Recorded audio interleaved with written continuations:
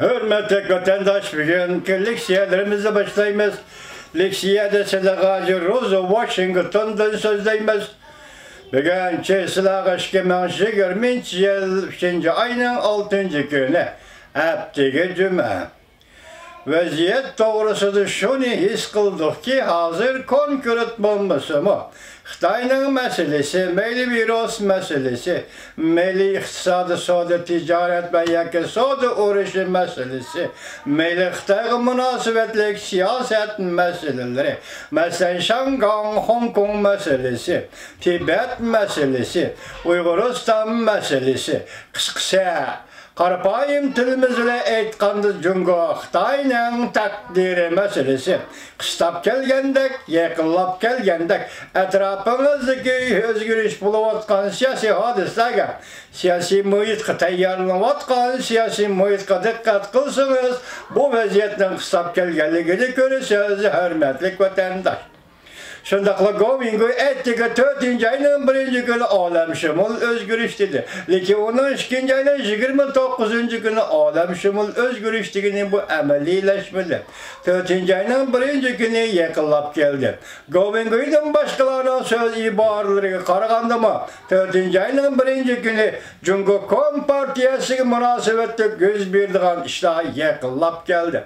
Uygurlar meselesi etrafınızda qarab bakın bolavatqan işler yakınlap geldi. Hürmetli vatandaş, Uygur'un takdiri qaysi yol bilen hal buludu. Uygur'un takdiri qaysi yol bilen hal buluşu gerek.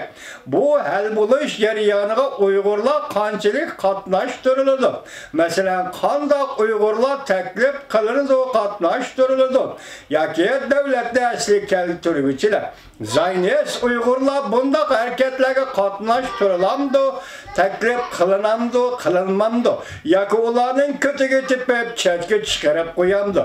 Bunun en asosli xalqning kuchi nimada? Xalqqa nima kerak? Uyg'urga nima kerak degan masalaga bog'lanadi. Men tunugun so'zildim ku. Amerikaning siyosiy ushli bilan hurmatli vatandosh, by the people. Bu aynı vaqtdagi Prezident Abraham Lincoln'ning 3 meslek siyosati. Amerika'nın devlet kuruş asasınmış. Şuna Amerika itibar berdiğen kuch bu halkın kuchi. Agar halk o'ngda yotadigan bo'lsa, agar halk dunda yotadigan bo'lsa, agar halk taxtda tush ko'rib, hop bir kuni deb umid qilib, hop bir kuni deb xiyol qilib yotadigan bo'lsa, bu hukuk meselesi. Hukuk sizin kolunuzga beradigan narsa emas. Hukuk sizin turmuş adetiniz bilen obrazda tasvirlab bersem, o taksidi keladigan lag'man emas. Taksiga silib aldığınızda elip keladigan lag'man emas.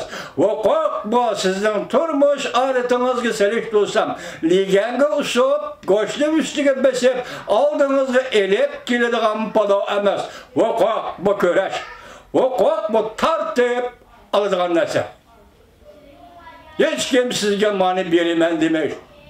Biz chet elga chiqdik, hurmatli vatandoshim, nima maqsadda chiqdik? Biz bir oldin mustaqilligimizni elib deb kelmadik chet elga. Bizni mustaqil qilib qo'y deb kelmadik chet elga.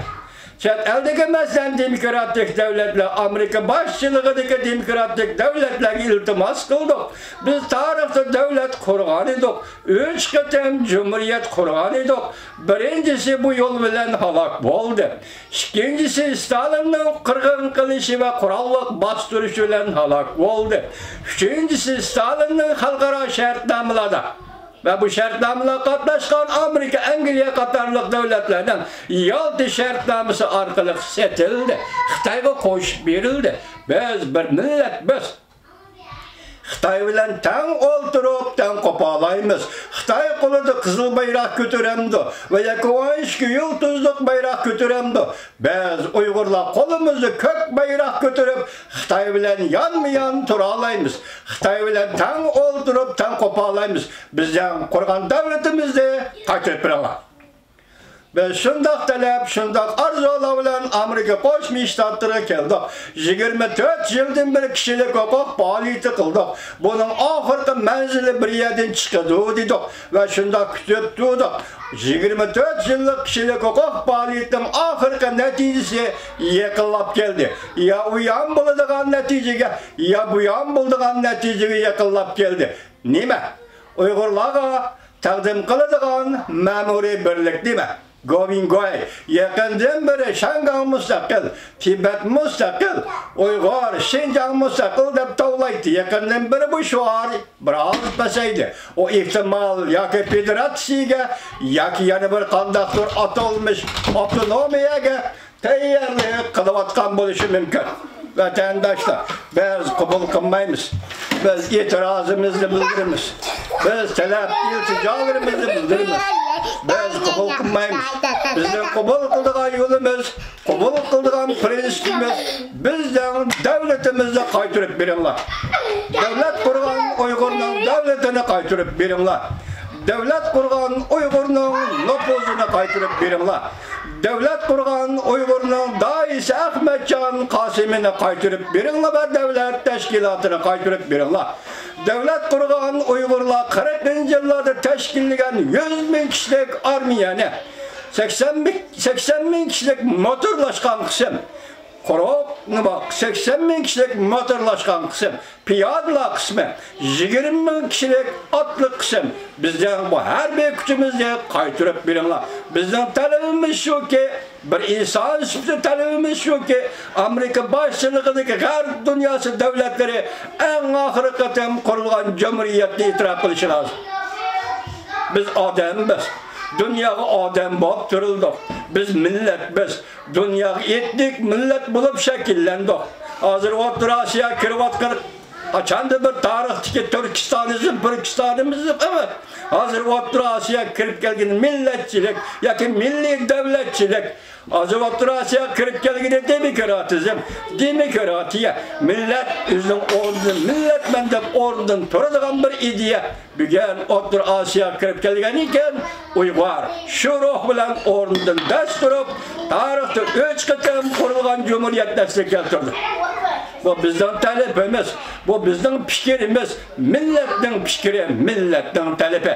Agar o'sha vaqtda endi Uyg'urlar ichidagi siyosiy kuchlarni bo'lib parchalab, ya'ni setishga oldiraydigan, huquq elishga oldiraydigan, shon shuhratga oldiraydigan munofiqlarni bir tarafga to'plab, ularga davlatni asli keltiruvchi siyosiy kuchlarni ko'tiga tepib, bir tarafga chiqarib qo'yish bu tarixda to'la uchragan siyosat.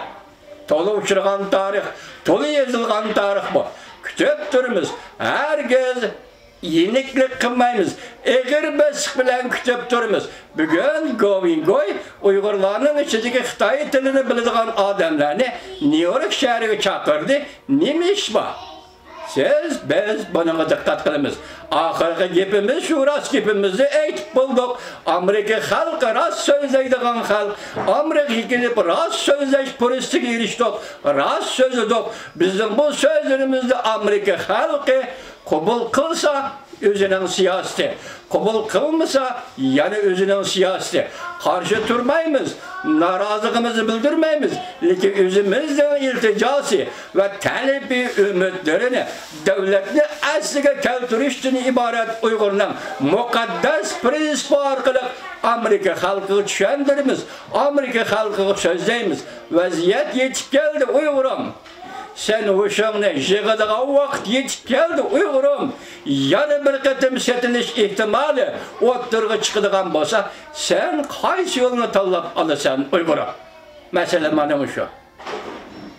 Bugun men sizlarga so'zlaydigan leksiya, mundaq leksiya vatandoshlar.